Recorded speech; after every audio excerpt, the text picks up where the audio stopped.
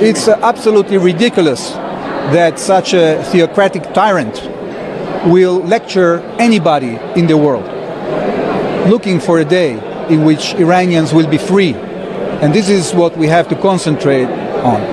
भारत में इजराइल के नए राजदूत रेउवेन अजार ने ईरानी नेता को टैग करके लिखा है कि खामेनेई तुम अपने ही लोगों के हत्यारे हो, उनका दमन करने वाले हो।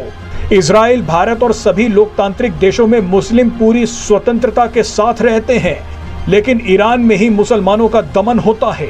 इस टाइम इंडिया की बात, कोई भी बात वो करता है उसकी वैल्यू होती है कि कोई भी वो पॉलिसी करता है, अपना सामने डिक्लेयर करता है तो उसकी वैल्यू होती है। क्या वजह कि हर फील्ड में वो इक्वल लेवल पे ग्रो कर रहा है। इजराइल जब हमला करता है तो पूरे न्यूक्लियर पावर प्लांट को खत्म कर देता है।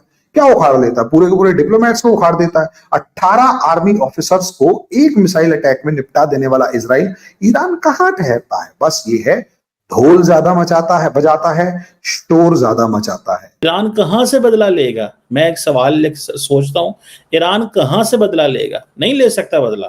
तभी तो 80 लाख की पॉपुलेशन 100 करोड़ के बीच में लठ गाड़ के खड़ी हुई है और किसी की औकात नहीं आंख उठाकर देख ले। अरब वर्ल्ड तो घुटनों के बल आ चुका है। इंडिया मेरे ख्याल से 4 बार या 5 बार यूनाइटेड नेशन में इसराइल के खिलाफ वोट दिया इंडिया ने। 3 बार ऐसे यार, ये ऑथेंटिक न्यूज है जोन साहब, वो आप ये जरूर चलाइएगा। अच्छा, इसराइल के खिलाफ क्यों वोट दिया था? कि इसराइल उस टाइम फलस्तीन के बच्चों के साथ ज्यादती कर रहा था, औरतों के साथ ज्यादती कर रहा था, राइट की अगर वायलेशन हो रही थी तो उस टाइम इंडिया खड़ा हुआ, उसने वोट दिया। आज इंडिया इसराइल के साथ खड़ा हुआ है। दोस्तों, आप सबको याद होगा आज से 2 दिन पहले ईरान के सुप्रीम लीडर ने भारत को लेकर के एक बड़ी बयान दी थी। उन्होंने कहा था कि भारत में मुस्लिम्स का कंडीशंस काफ़ी ज़्यादा ख़राब है। दोस्तों, इस पर अब इजराइल के एम्बेसडर जो भारत में डिप्लॉयड है, उनके तरफ से एक बड़ा स्टेटमेंट आया है और इजराइल पूरी तरफ से भारत को डिफेंस कर रहा है। और इजराइल ने एक बड़ी बात कह दी है ईरान को लेकर के। उन्होंने कहा कि ईरान के सुप्रीम लीडर का ये कमेंट पूरी तरह से वाहियात है और इजराइल और भारत में मुसलमान काफ़ी अच्छे से लाइफ जी रहे हैं, जबकि ईरान खुद अपने देश में मुसलमानों को मार रहा है और उन पर अत्याचार कर रहा है। इसके साथ साथ इजराइल के एम्बेसडर ने यह भी कहा कि अब वक्त आ गया है कि ईरान को आज़ादी दिलाई जाए उनके मुल्लाओं की हुकूमत से, क्योंकि ईरान के लोग ही अपने लीडरशिप से काफ़ी ज़्यादा परेशान हैं और उन्हें नफ़रत करते हैं। तो चलिए इसी पर आगे पाकिस्तानी मीडिया का रिएक्शन देखते हैं, क्योंकि पाकिस्तान के 2 दुश्मन भारत और इजराइल एक साथ खड़े हैं कंधे से कंधे मिला करके। अगर आपको हमारा ये वीडियो पसंद आए तो वीडियो को लाइक करें और अपने दोस्तों के साथ इस वीडियो को ज़्यादा से ज़्यादा शेयर करें। असली खेल डर का है गायत्री जी।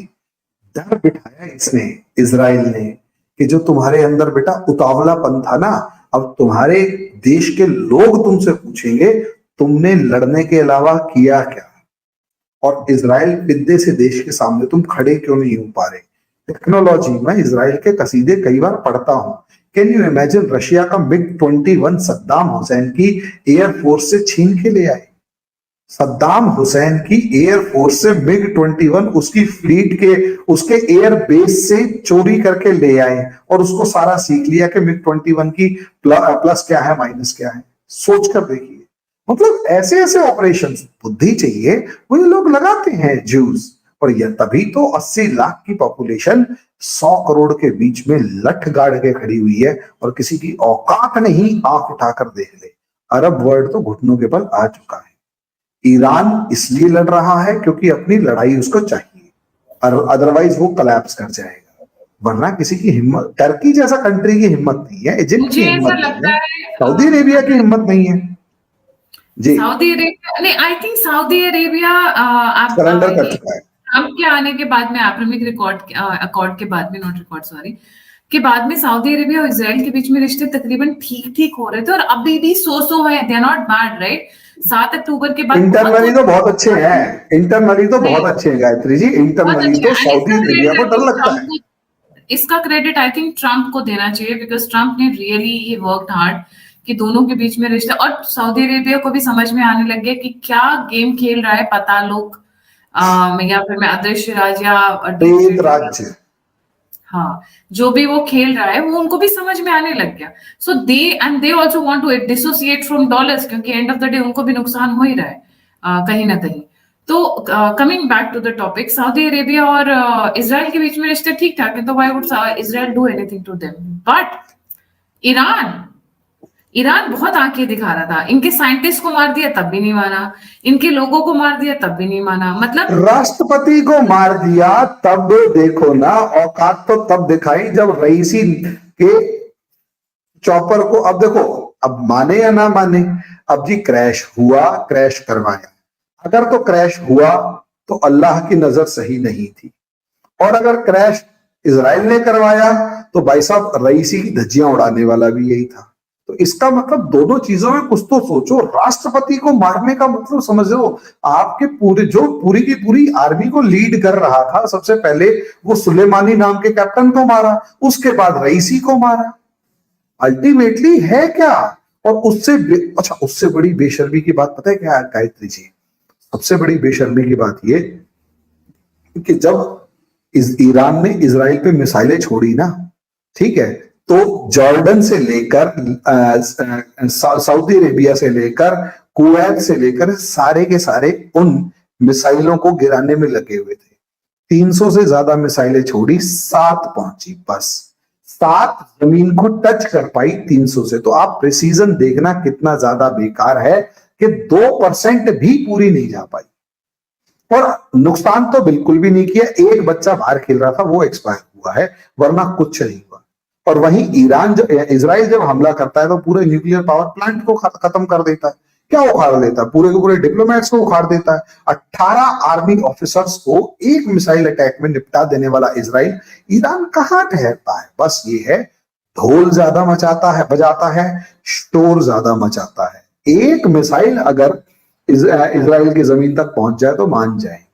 और वो जो हाइपरसोनिक मिसाइल है वो रशियन मिसाइल थी, ईरान और इसके बस की तो बात भी नहीं है। और अगर पहुंच भी गई तो इनके साथ में जो खड़े हुए हैं वो चाइना और रशिया हैं। और अल्टीमेटली ये जो वॉर स्पिल ओवर हो रहा है वो चाइना और रशिया की तरफ हो रहा है। और इसी चीज को हमें समझना होगा कि अल्टीमेटली हम कहां खड़े हुए हैं। राइट। एक बहुत अच्छा कमेंट है, मीना गोदी जी का कह रही है, मीना गोदी जी कह रहे हैं बम फोड़ने वाले बम से डरने लगे। ये डर अच्छा है, बिल्कुल ये डर अच्छा है। मतलब आई थिंक दिस इज अच्छा, people want this technology to be used by Bharat also. वैसे भी पर कुछ लोग ये भी कह रहे हैं कि यहाँ पे पागलों को मारने की इजाजत नहीं है। सो smartphones, intercoms, crypto devices, watches, smartphones also explode. Okay, I don't know what. Acha, P gurus. Okay, fine, understood.